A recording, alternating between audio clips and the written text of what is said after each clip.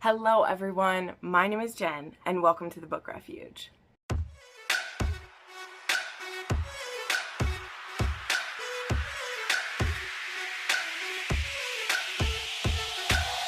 Today we will be talking about all the books that I read in the last 2 weeks. Yes, last weekend I was at the North Iowa Book Bash and there was no way that I was going to be able to do a weekly wrap-up when I got home, and so this is going to be a double trouble week. I think we have like 20 books to talk about, which my throat is already scared of it, so we won't waste any time because we have a lot to go over. So first things first, we have 2 new patrons to welcome to the channel. We have Yarimar and Amanda, and thank you both so much for choosing to support me here.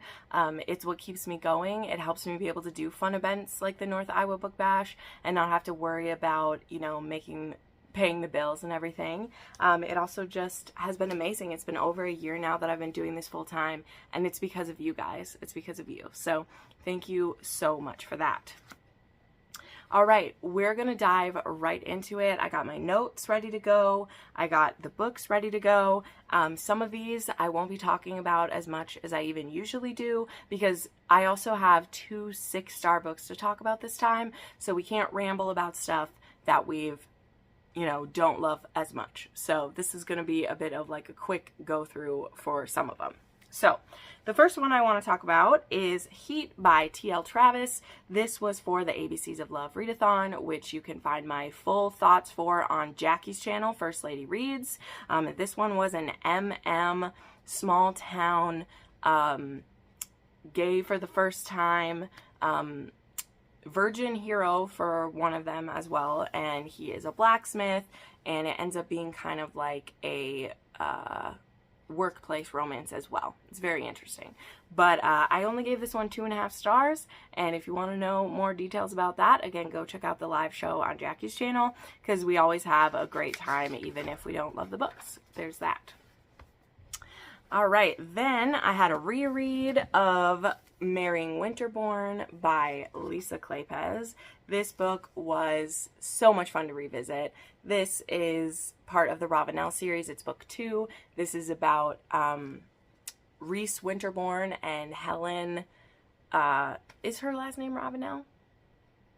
I think that it is Lady Helen Ravenel. Yeah, of course it is. That's the series. Just wanted to make sure. And they were arranged to be married in the first book, and then something happened and their thing is broke. All while Helen has a headache and she's been sleeping. Her engagement has been broke, like without her consent. And so in the beginning of this book, she goes to Reese's office and she's trying to, convince him to change his mind, and she makes a deal with him to make him change his mind. Lisa Kleypas never misses, y'all. Her books are fantastic. The way that she has me connecting with her characters, I'm never like let down. Like, honest to goodness, I'm never let down when I read a Lisa Kleypas book. And revisiting this book was just so good for my heart and soul. It was so good for it. It was also really great to be rereading this after I had just read Grim and Barrett, because there's a lot of talk about historical romances in those, which I love so much. I love so much. So anyway, this was wonderful. This is a 5-star read. This one, I think, let me check my spice rating. Yeah, this one is even a 3 on the spice scale because Reese knows how to get it, y'all. Reese knows how to get it, and it was absolutely delightful. So 5-star reread for sure. All right, next up I read For All the Ghosts by Mercurial Phoenix. This was a Harry Potter fanfic.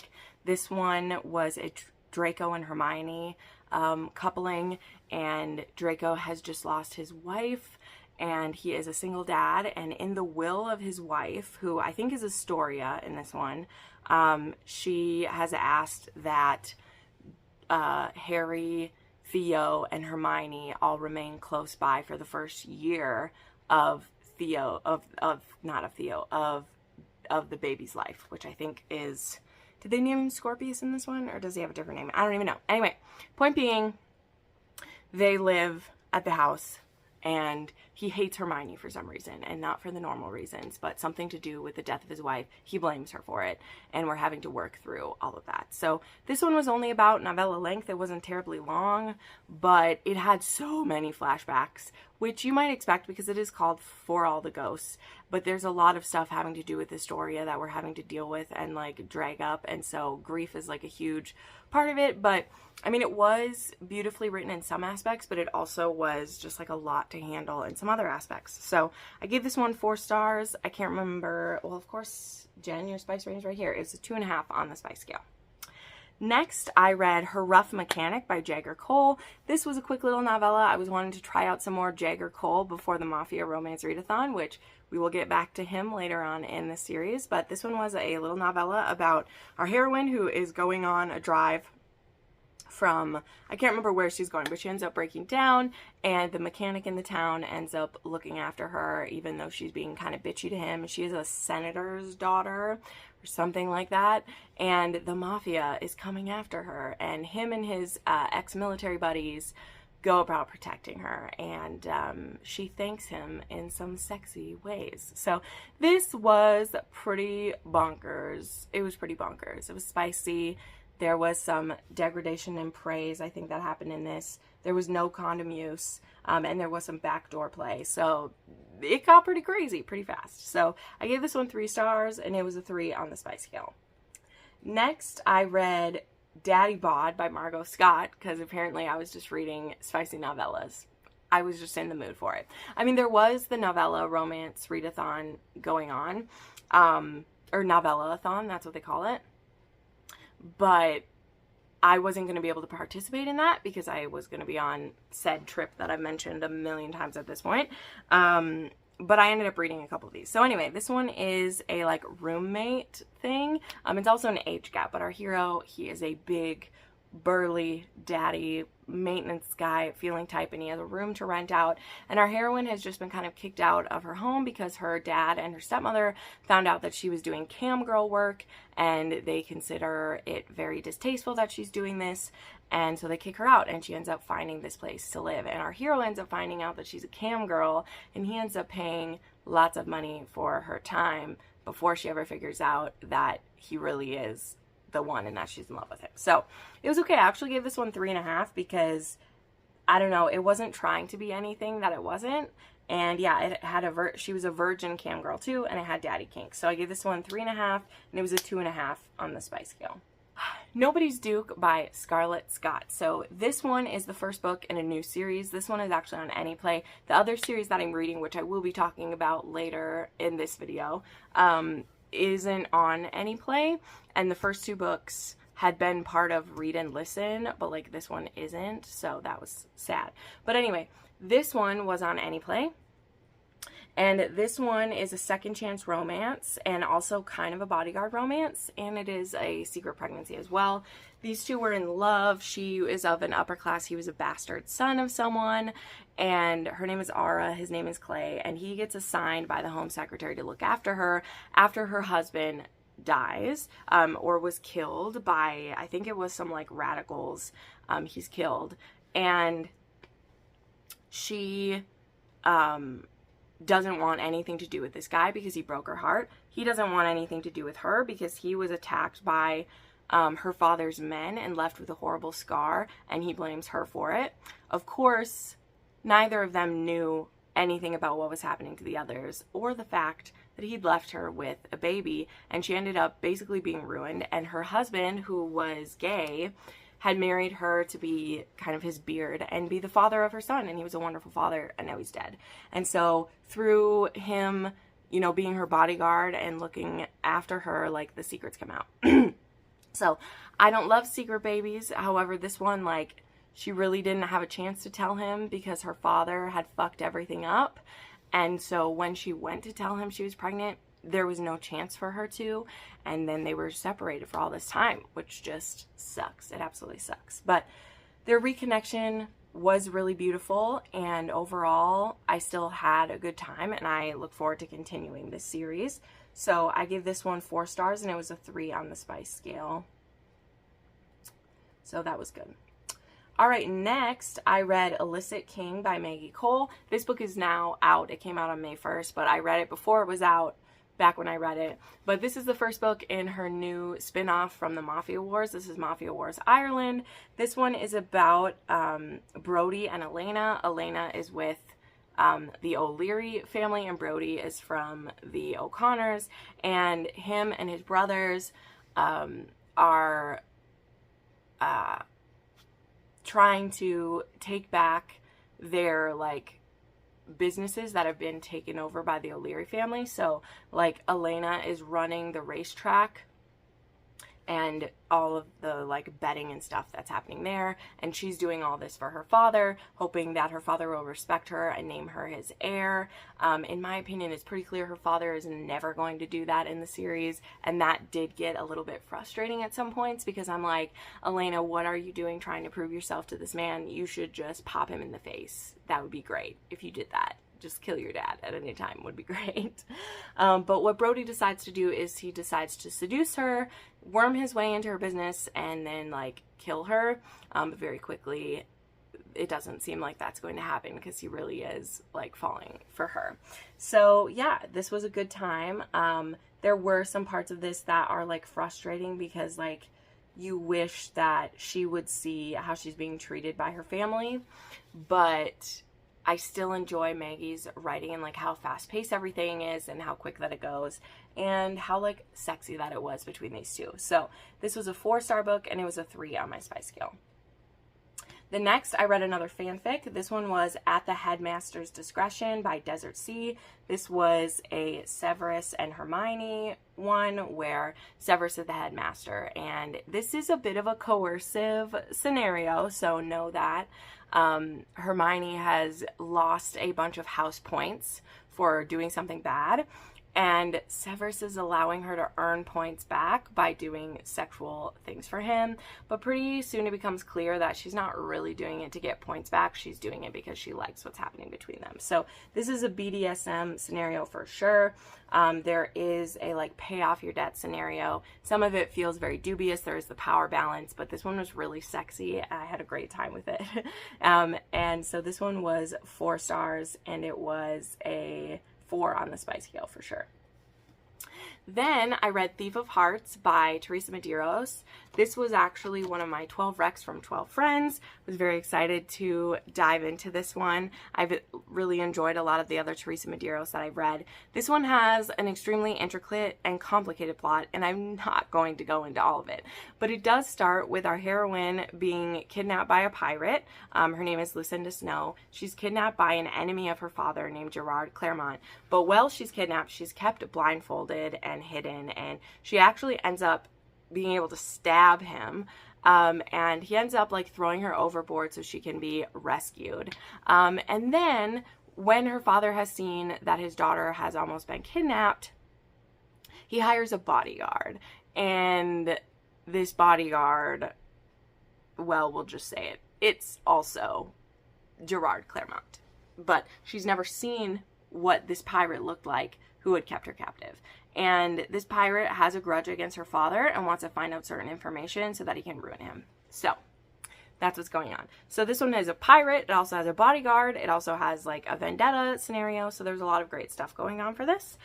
The couple of things that kind of held this one back, held me from liking it as some of the others, is how convoluted the plot was, but yet how obvious a lot of things were at the same time.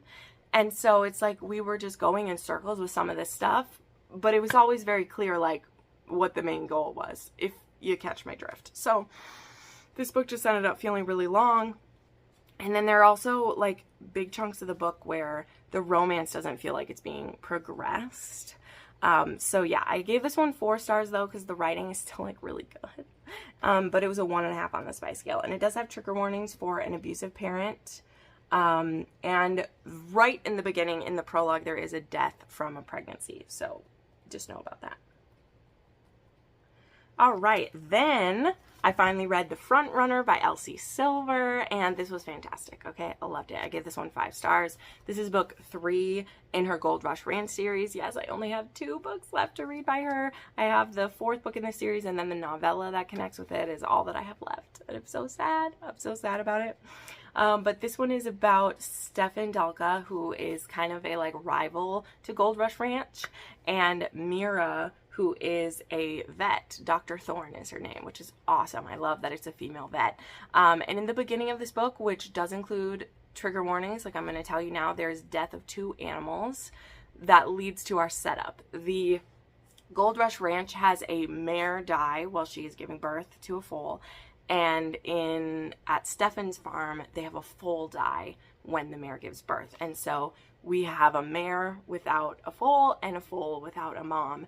And Mira, who is the vet who had been to both, she explains to Billy at Gold Rush Ranch we should ask Stefan if he can foster the foal. And so he agrees on the count that she will have 3 dates with him.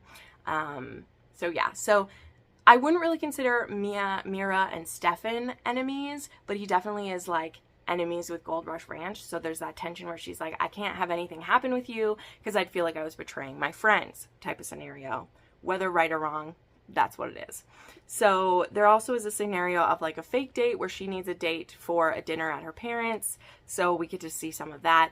Stefan is a very protective, possessive hero, and something that like almost rode the line as too much for me was he was proving again and again what a good guy he was, and she was giving him so much shit. But in the way that Elsie does, she pulled it through for me in how he acted at the like end of it. And just like she also grovels a little bit, which worked for me. So gave this 5 stars. They were just so perfect together. And this was a 3 on the spice scale. There was lots of great dirty talk, as Elsie does so well. And there was also some toy play. So it's a good time. It's a good time. Then the last one that I got through in April, because now we're going to switch into the week of May, was a DNF. I DNF'd Silly Little Project by Try Dog Mom, which was a Hermione and Lucius Malfoy pairing. And when I tell you how disappointed I was with this, I was so disappointed in this. This one is a marriage law romance, and all the tension, all the excitement is completely gone from this because number 1, Lucius and Hermione are on board with it right from the beginning, so there's no tension between that. And also the way that Hermione is so gung-ho for this marriage law and is forcing it on everyone because she's part of the reason why it's happening made her so unlikable. Because like I like reading about marriage law to see how people handle it, but I don't like seeing people just like love it so much because it's horrible to force all these people to marry and to have babies by a certain time and all these things. And she's just like so gung-ho for it. It made me mad at her. So I DNF'd that at like 40% through the fic because I was like, I'm done with this. I'm done with this. Okay, moving into May reads that I have finished. So I did a reread of Ensnared by Tiffany Roberts, one of like, I love this series so much. And the audiobook for Ensnared had come out. So I went ahead and grabbed that and listened to that during part of my drive home. And then I finished the rest of it, and I can't wait to listen to the next one. I just fell for Catan all over again. I think this is a really well set up series. This first book is a little slow. Like, I still rated this 4 stars even upon a reread just because like there's so much that's being set up. But I know from Enthralled and Bound like how important that is. It doesn't like change my enjoyment level. My enjoyment level is still a 4. There was still some times where I find myself fast forwarding stuff in it.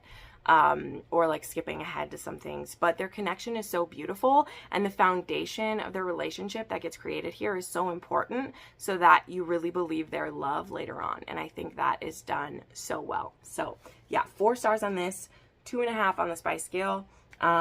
It's got Spider Dick. Spider Dick is very big and has fun little things going on with it, so highly recommend for a good time for everybody. Then I read Lady Reckless by Scarlett Scott, which I will have deleted it by now, but I definitely started talking about Lady Reckless when I was supposed to be talking about Nobody's Duke, and then had to cut that out. So this book is about, where did you go?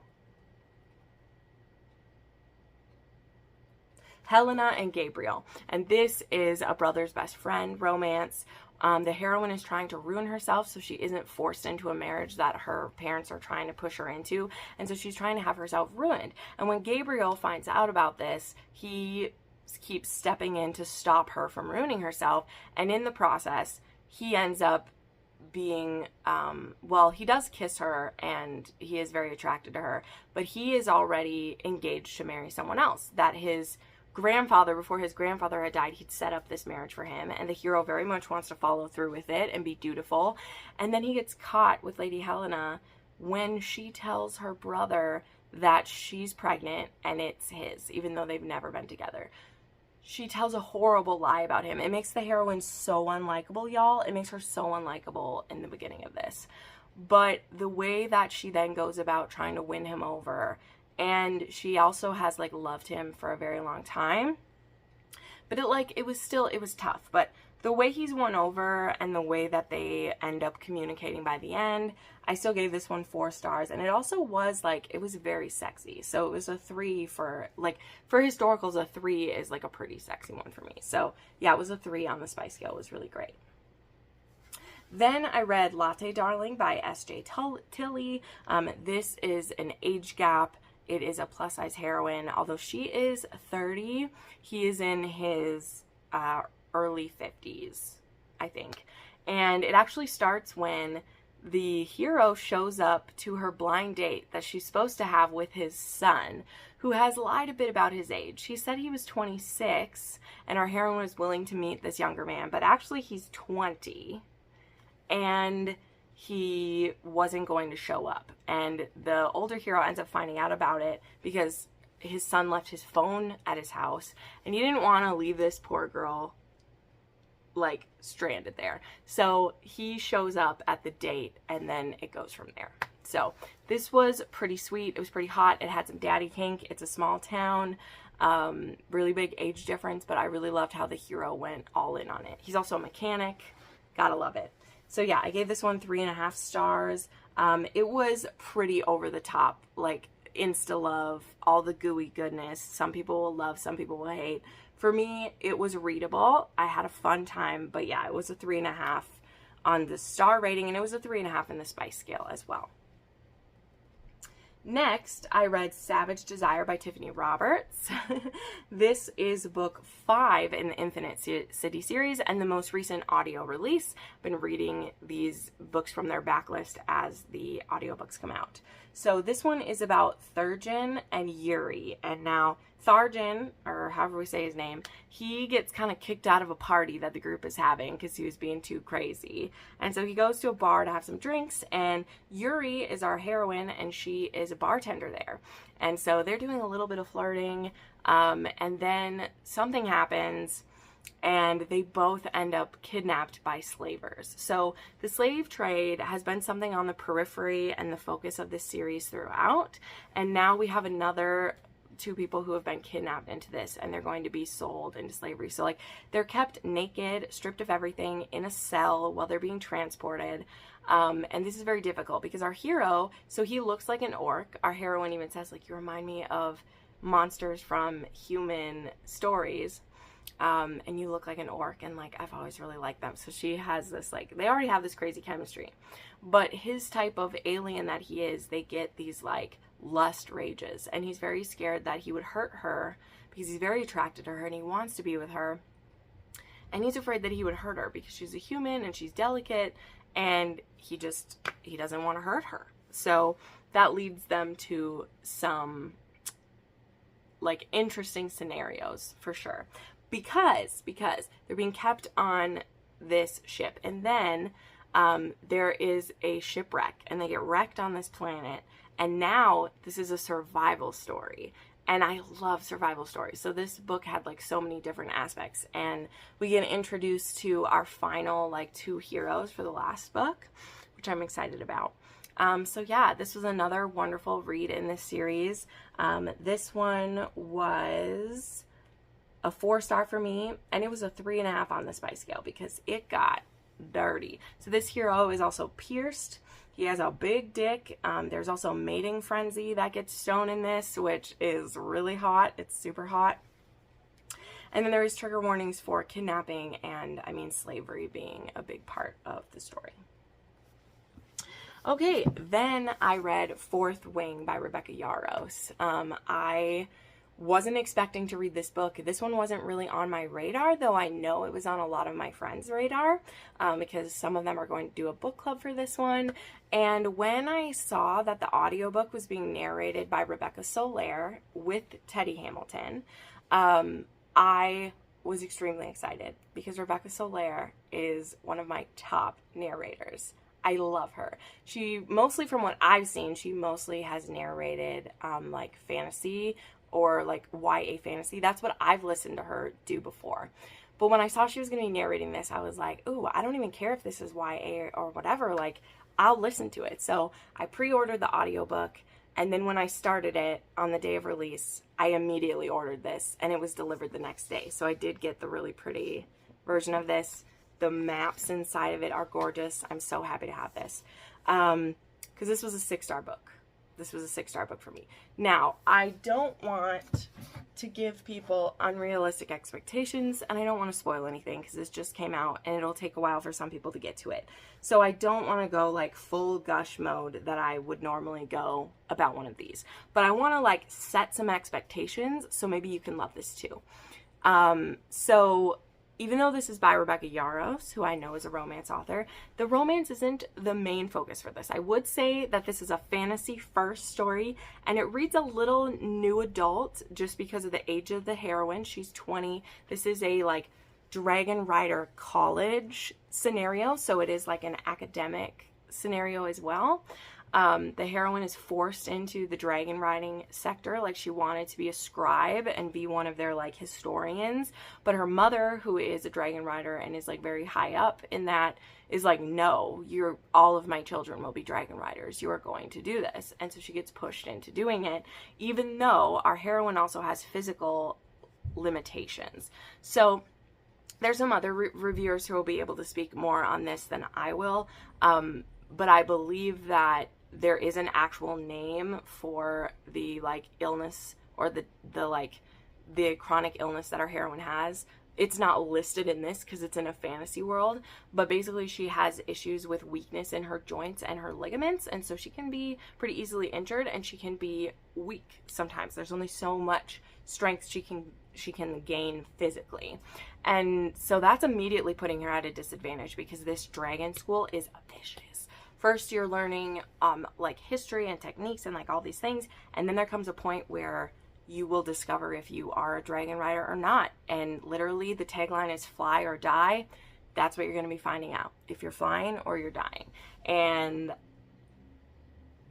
I don't want to spoil anything about anything. Like, I'm just, but I loved it. I loved it. And again, so expectations set.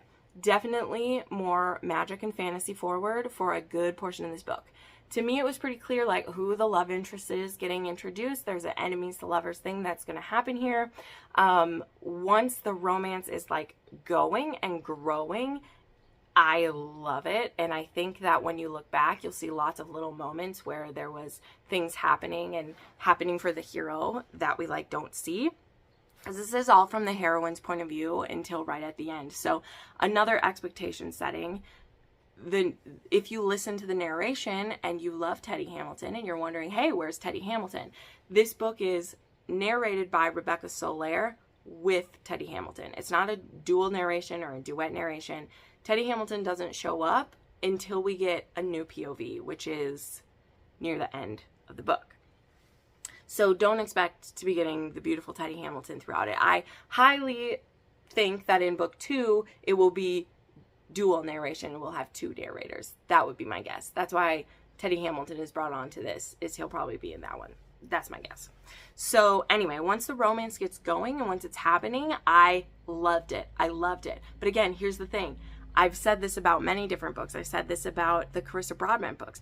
I am a fantasy lover to my soul. So I'm okay with a fantasy that's mostly fantasy with a slight romance plot because that's been my reading experience for a very long time. I still found this very addictive. I still gave this a 2.5 on my spice scale because once we got some spice, holy Hannah, it literally like burns the pages down, okay, once we get it. But you ain't getting it for a while.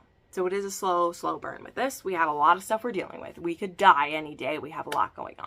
So I feel like I've set expectations for this. If you love fantasy, if you love dragons, if you love an academic setting, if you love a sizzling slow burn, enemies to lovers, drama and intrigue, and puzzles we need to work out, and again, dragons. Let me say dragons again. Okay, have I said it enough? There's dragons. I love the dragons. Okay, I love the dragons. I'm a simp for the dragons. So, Jen giving this a 6 star is, this book felt like it was perfectly tailored to me. Okay, dragons, smut, flying, adventure, a heroine who's very smart, makes lots of smart decisions, finds a way to turn her weaknesses into strengths, but also still gets her ass kicked. Like, she does not win everything that she does, you know? So I loved this, and I gave it 6 stars. I can't wait for more. The next book isn't coming until November, but at least we're getting it this year. At least we're getting book 2 this year. So excited. So excited for more. So yeah, 6 stars for me. Highly recommend.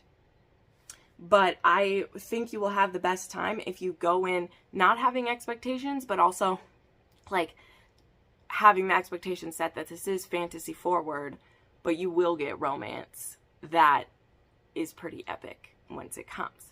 So I think that's a good way to set the expectations for people for what you're going to get from it. But I loved it. I loved it. Then I read Forever Your Rogue by Erin Langston.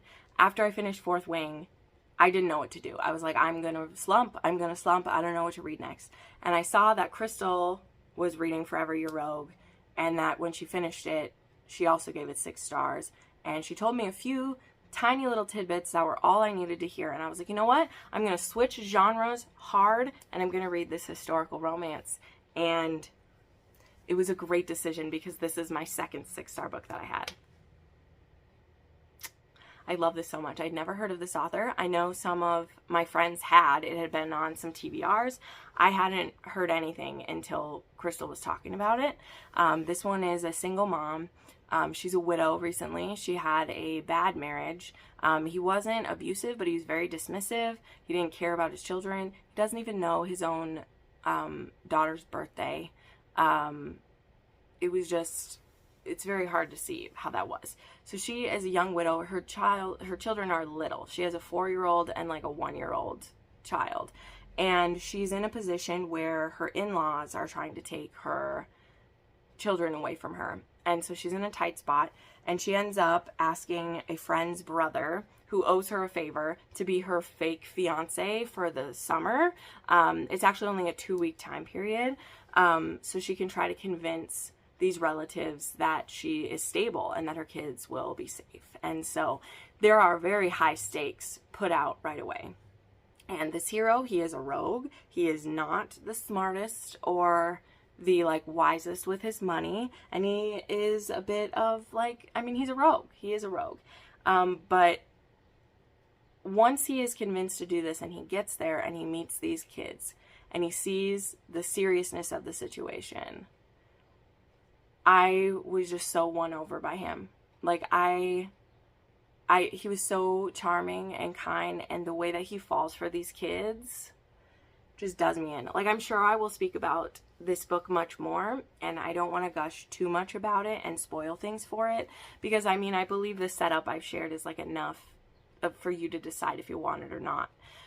But I can't stress enough how beautiful this relationship is, not just between these two, but between the children as well. There's a line in the epilogue that just broke me. It was so beautiful. Like, I teared up so many times when reading this, just from like joy and happiness. And like, the little girl really reminds me of my little niece, who is only like 60 months old. And so there were things that just reminded me of my little loved ones too, and just how horrible it would be if someone was trying to take them from my sister, and just like what we wouldn't do to keep them, you know? So there is a lot of that, and it was just beautiful. It was a beautiful romantic story, like as they're falling in love, and the like steamy scenes between them just like hurt my heart. They were so beautiful. And yeah, the way these two feel about each other by the end, it was an epic love. Like, it was an epic love. So This was also a 6-star book. It was a 3 on the spice scale. And if you are a historical romance lover or a single parent romance lover or a reformed rake or reformed rogue lover, I think you will love this romance. It was very beautiful. It was really well written. And I can't wait to read more by this author. This is her debut book. She also has a novella. It's being remastered to like be on KU. It was free before. I can't wait to read that. Because this author is off to a great start. Like, I'm not overstating this. I got the same vibes that I would get from Elisa Kleypas or Lorraine Heath at their peak that I got from this. I stand by it. As Elisa Kleypas stan, I stand by it. Okay? Okay. All right. Moving along. These next 4 books are all part of the Mafia Romance Readathon, which I'm not doing an independent vlog for those this time, so I'll talk about these here. I read Mafia and Angel by Isa Oliver. This one was a gift from one of y'all. Thank you so much for sending me this. I read this one for an arranged marriage, a new to me author. This also has, like, it's a single dad, and our heroine is forced to marry him for an alliance, and then we go about, like, she's supposed to be his single dad. So it definitely reminded me a bit of Sweet Temptation by Cora Riley, that same scenario. Only where this book kind of stumbles for me is the writing choices were very awkward in this book. It was sometimes hard to get through places because the word choices just didn't make sense to me. Like, I don't know, they just didn't make sense to me the way I wanted them to. Also, this hero was very dismissive of the heroine until right at the end of this book. Like, she genuinely falls for his kids. She loves them. She wants to help them. They're dealing with grief. You know, they lost their mother, and she's trying to help. And everything she offers, he just slaps her down. Even when she's been there for a while, he just slaps her down, and it was frustrating. It was frustrating. But the thing that really saved this, like why I didn't hate it, is that he is a really good dad. Like, seeing him with his littles and how much they love him and how caring he is with them, that really did win me over quite a bit. Like, quite a bit. Even though there were some aspects where, like, are we really doing that in this book? Is that what we're doing? You know. So I did give this one 3 stars, and it was a 3.5 on the spice scale, though, because when they get in the sexy time, she was willing to be ordered around by him, and it was pretty hot. There were some pretty hot, sexy times in here. Even when other parts of the story, like, weren't as compelling, the steamy scenes definitely were. So that also helped it a little bit. So yeah, this one was a 3-star read for me. Then I read Yakuza Lover Volume 6. Not too much to say about this. This is between Yuri and Oya, and he's a part of Yakuza. And in this one, it is, like, still his birthday. And he, at the end of the last book, had collapsed after being, like, poisoned. And we're dealing with kind of the fallout of that. And also someone who used to know Yuri comes after her because he is now a police officer, and he sees that she's with someone from the Yakuza, and he wants to try to get her back or, like, keep her safe or something in a very misguided attempt. So as always, this is completely wacky, but I enjoy these so much, and volume 8 just came out, so I can read volumes 7 and 8 very soon. So they're very addicting, and they're easy to get through really quickly, which is fun. So that one was a 3.5, and it was only a 1 on the spice scale. That one didn't have too much spice in it at all. Then I read The Devil I Don't Know by L.K. Shaw. And this one was a book that I had got during a Stuff Your Kindle time, and so I had it for free, and I knew that I wanted to try to read some of those books on my Kindle since they've been on there for a long time. And so I snagged this one. And this one also had an audiobook, so I did the audiobook upgrade for this, and it was a pretty short book. I got through it pretty quickly. And this one is another arranged marriage. This is the Italian and the Irish Mafia coming together, and there's Brenna and Jacob, and Brenna has no idea this is about to happen to her. But what I really love in this one is, so this one made me think of Bound by Honor quite a bit, but I liked it even more. I really did. I liked this even more than Bound by Honor, because the hero is very gentle with her, and patient and also listens to her a lot. Like, some of it just seems like bare minimum stuff, right? Like, in some of these Mafia romances, like, wow, he's giving her respect. Yeah, we know. It's bare minimum. But in a Mafia romance, you don't always get that. You don't always get that. And there's a really beautiful scene where, like, on their wedding night, they don't have sex, but they're lying in bed together.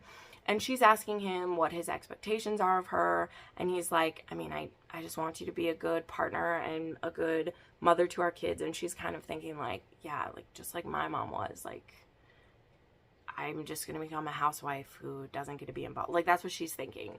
But then he surprises her and he says, what are your expectations of me? Which, again, a bare minimum thing to ask after your partner has just asked you that.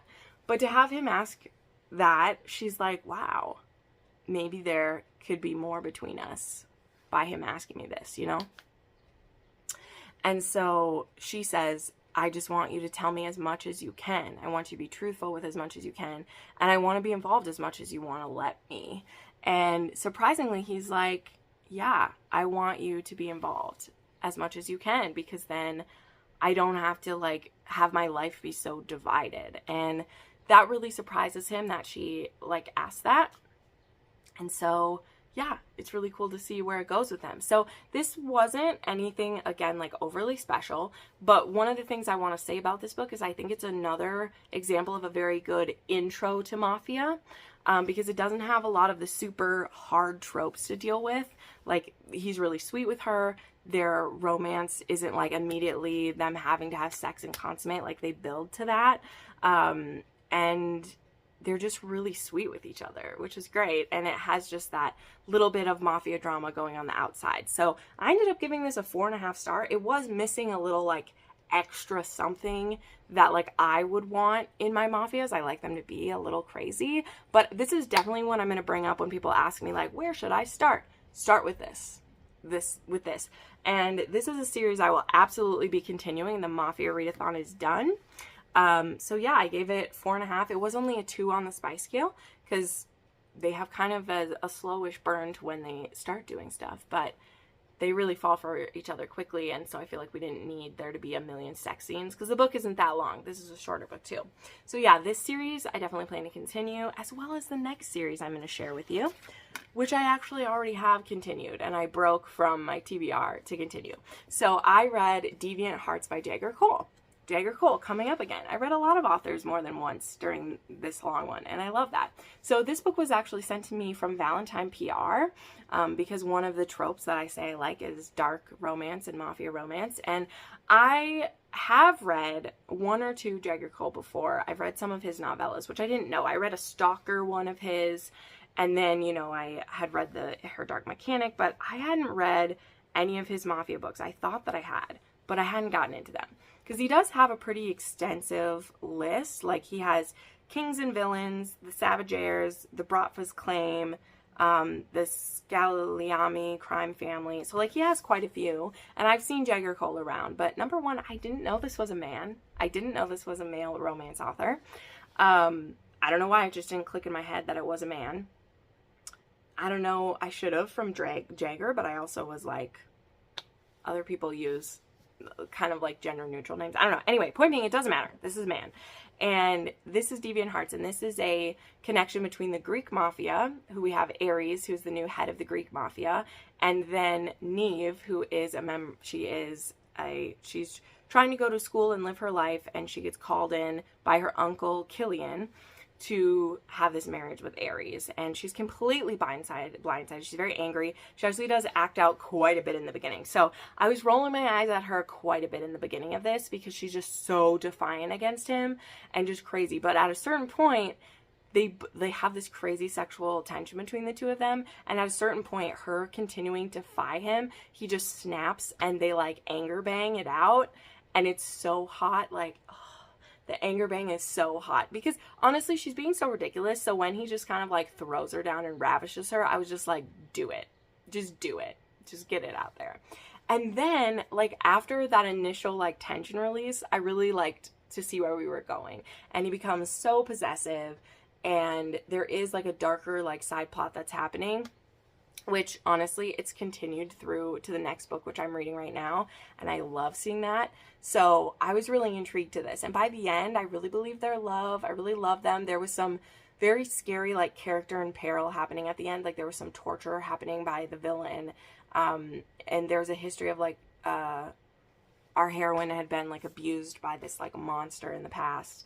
And yeah, so it got pretty hairy. It got a little crazy. But I ended up enjoying this quite a bit, and I gave it 4.5 stars, and it was a 4 on the spice scale. This book got very sexy, okay, very sexy. There was bondage, blindfolding, impact play. He has a super big dick. There was anger banging. There was some, like, biting. He likes to bite a lot. Like, it was hot. These two were hot together. And then, like I said, there was some trigger warnings for, like, previous child in danger. There's kidnapping, violence, and torture that happens. So definitely be careful when diving into this. But I very much enjoyed it. So much so that I started Vicious Hearts, which is about Killian, her uncle, who's a psychopath. And I'm already enjoying reading. He loves her quite a bit. Like, I loved Killian in this for how good he was to his family. But how he's going to be to his enemies is going to be good. All right, so there we go. This was even under an hour. I'm so proud of myself. So this was the week 17 and 18, or 18 and 19 wrap up. I think it's 18 and 19 wrap up. Those are all the books that I read. If you would like to purchase any of these books from Amazon, I do have the links for everything down below.